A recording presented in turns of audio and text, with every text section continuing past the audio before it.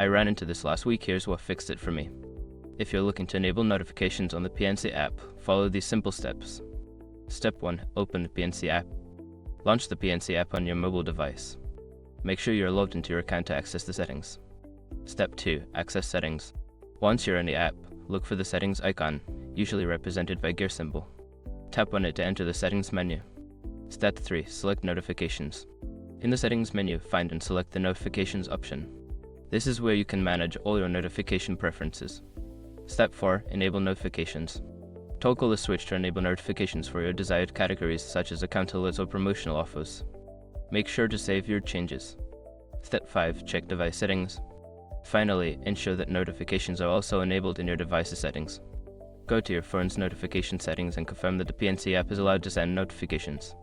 A quick tip, if you don't see notifications, double check that Do Not Disturb mode is turned off on your device. Now you're all set to receive notifications from the PNC app. If you have any questions or run into issues, feel free to ask.